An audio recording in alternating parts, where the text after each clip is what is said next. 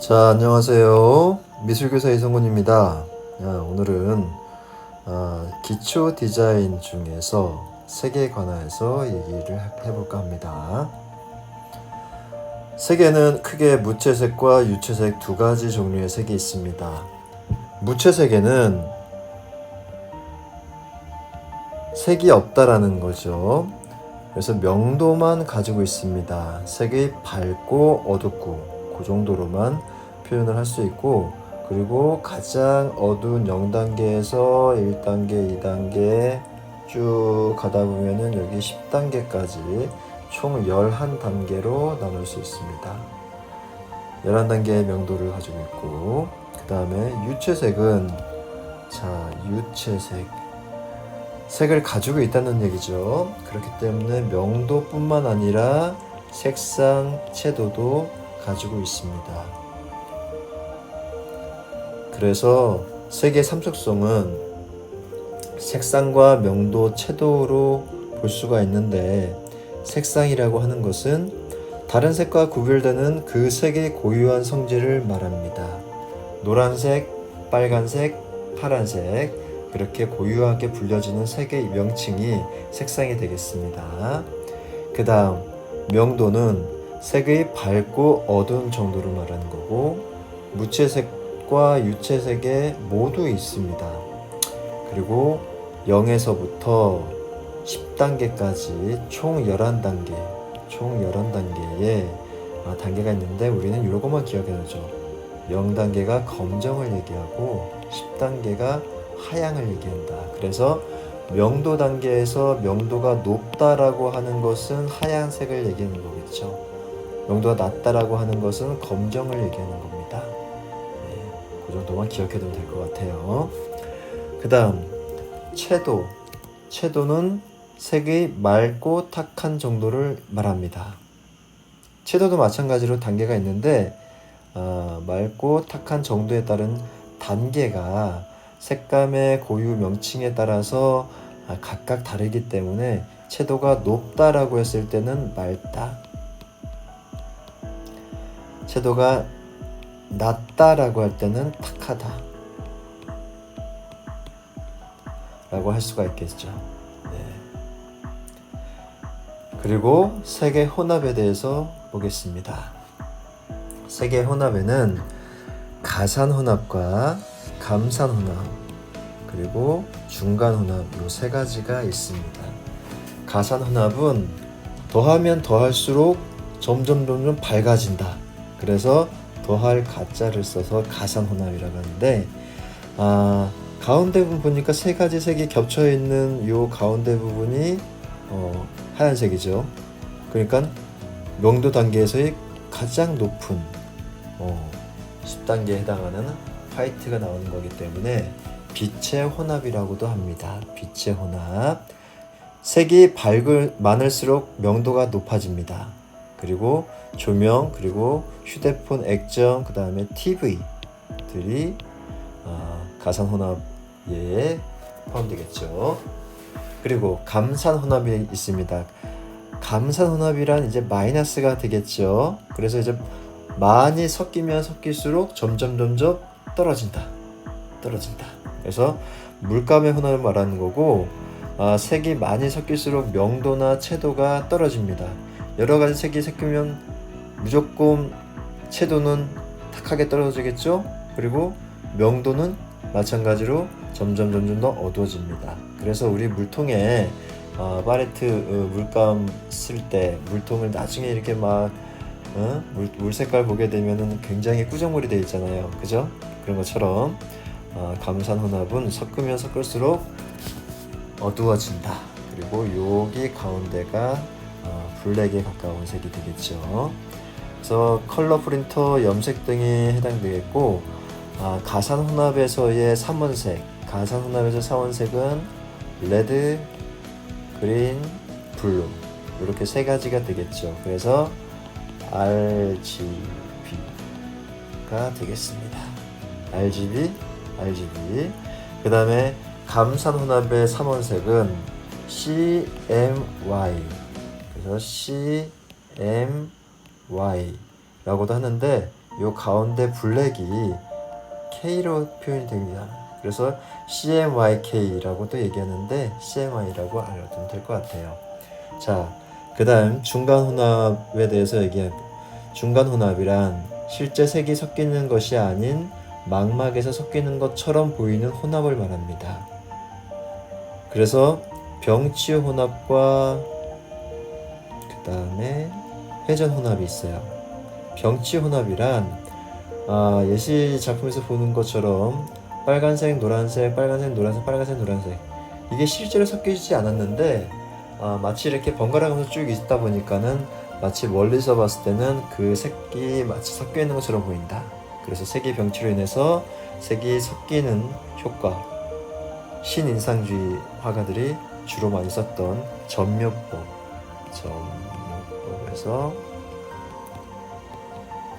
우리가 볼 수가 있습니다. 그리고 또 섞지 않는데 섞는 것처럼 보이는 것은 회전혼합이 있어요. 회전혼합은 두 색 이상을 회전시켜서 혼합 색팽이, 그 다음에 회전판 색 등이 있다.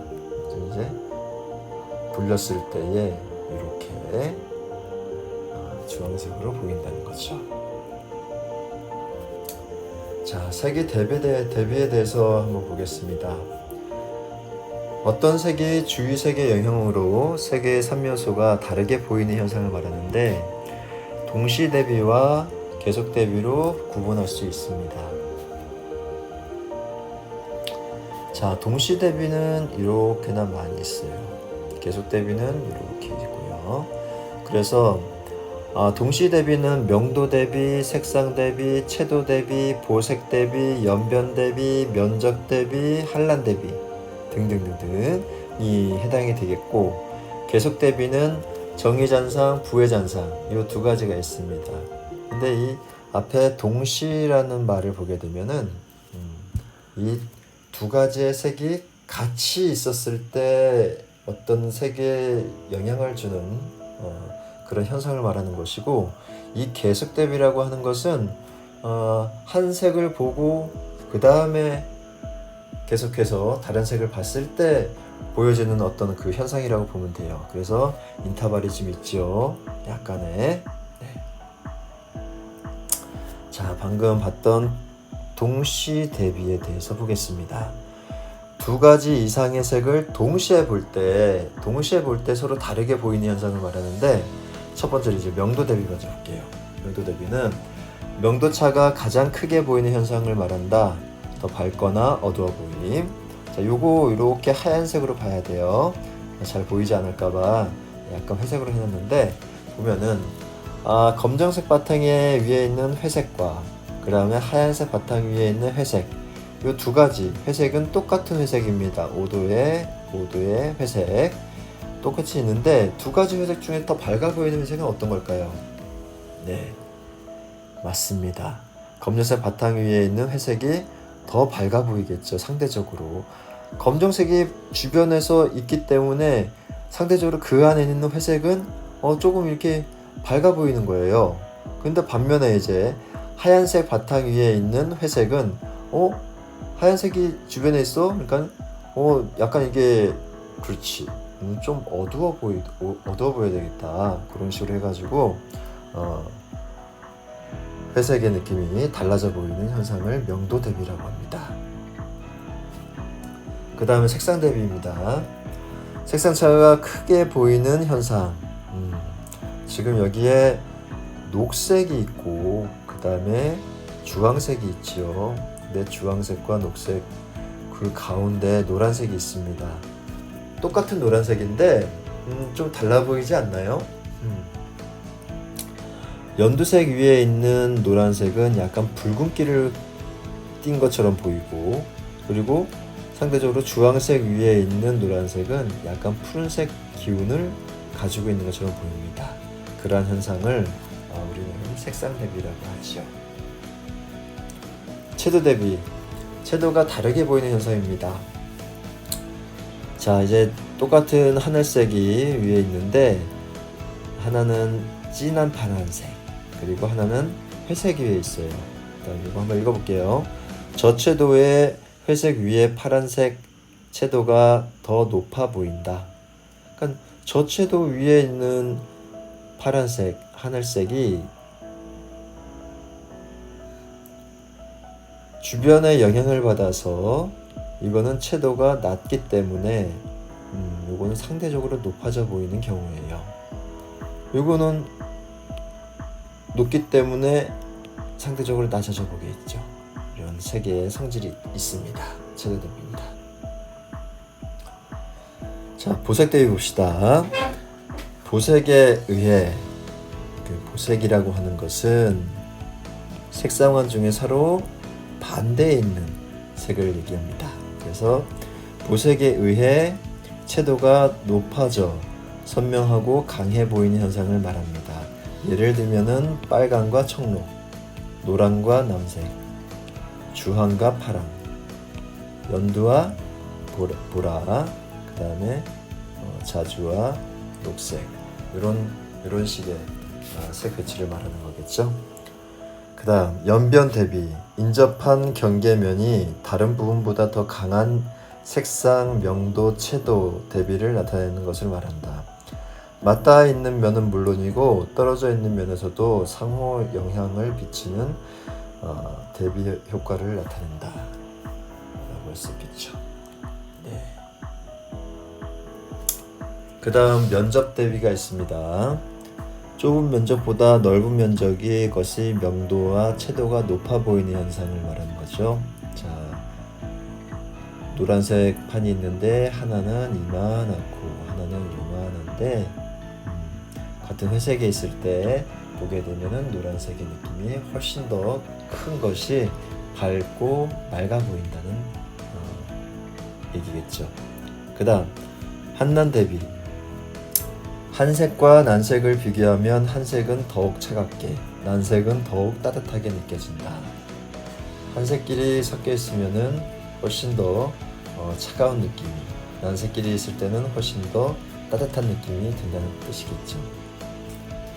자, 이번엔 계속 대비에 대해서 볼게요. 계속 대비는 어떤 색을 보다가 다른 색을 볼 경우 먼저 본 색이 잔상이 남아 뒤에 본 색이 다르게 보이는 것을 말한다. 그래서 계속 대비에는 나름의 인터벌이 있다고 했죠. 시간의 경과된 상황에 따른 어떤 색의 변화, 어떻게 색이 달라져 보이는 그 느낌을 얘기하는 겁니다. 첫 번째 이제 정해잔상이라는 것이 있고 부해잔상이 있습니다. 정해잔상이란 어떤 자극이 끝난 후에도 이제까지 보고 있던 상을 계속하여 볼 수 있는 경우, 쥐불놀이의 불빛, 도시거리의 자동차 불빛 등을 볼 수가 있습니다. 그리고 부해잔상은 자극이 사라져 버렸기 때문에 자극이 정반대 상을 보는 경우 보색 잔상의 효과를 볼 수가 있습니다. 자, 여기 붉은색 원 안에 그 하얀색 점이 하나 있는데 요걸 한참 보고 있다가 오른쪽에 있는 아무것도 없는 그 가운데 검정색이 있는 그 그림을 보게 되면은 마치 이렇게 청록색의 그 약간 잔상이 좀 희미하게 남아 있습니다. 이렇게 해가지고 보여지는 게 부의 잔상이 되겠습니다. 자, 색의 활용. 색채의 조합. 색의 성질과 상징을 이용하여 눈의 피로를 줄이고 명랑하고 안전한 분위기를 조절하며 생활에서의 위험성을 감소시켜 안전도를 높이는 색의 활용을 말합니다. 그래서 빨강은 위험을 상징하는 거겠죠.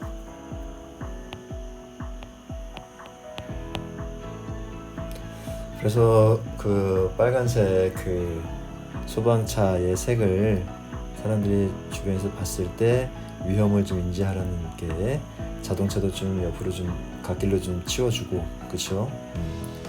그 다음에 주황색은 움직이는 기계,